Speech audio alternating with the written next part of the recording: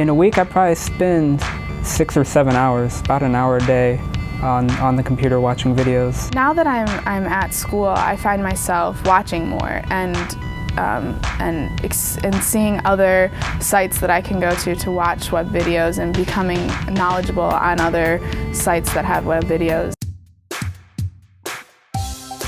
Every student that comes out of the film and broadcast program here is capable of creating content and delivering it to their audience by themselves.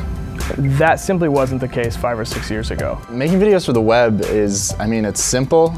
You don't need to be this big name or anything. Anybody can put stuff on the web. You just sign up for a YouTube account and anyone can watch it. Yes, you do get more eyeballs, but at the same time, there's so much content being put out onto the internet. There's definitely more of a competition, I'd say. I think that young filmmakers need that real-world experience, and they need a lot of it. And to get it while they're in school, as opposed to graduating and then getting into the real world, is really important.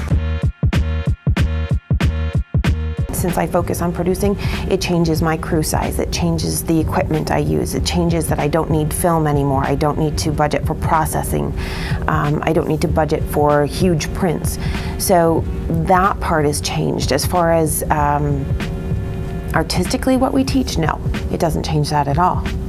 I would be appalled if I suddenly, as a teacher, went in and said, oh, I'm going to teach this screenwriting class or cinematography class or production class differently because the end product is going to end up on the internet as opposed to in a screening room or a theater or on television. So I guess I've tried to become more aware of the audience, and I hope that the students have as well. And I think that they have. When we have students that have YouTube videos that are getting thousands or tens of thousands of hits, it's hard to argue with that level of success. And in a lot of ways, the students know more about their audience than maybe I do. You have to have that knowledge of who is watching, because you have to be conscientious of what you're putting on the web and how you want to sell yourself on the web as well. If I'm going to leave a comment on something that somebody made that I have no idea who they are, I'm going to be honest about it. It can really help you as you go forward, making newer things and upping your game and making better content. You can't just put one piece up there and hope that it goes viral. The series, I think, is where you start to really establish a strong audience and an audience that returns. It's one thing to have one video that's a wild success. It's another thing to get a video out there, get some hits, and then be ready to capitalize on it. And I think that that's very different than the traditional filmmaker kind of model, where you focus on creating one piece really, really well.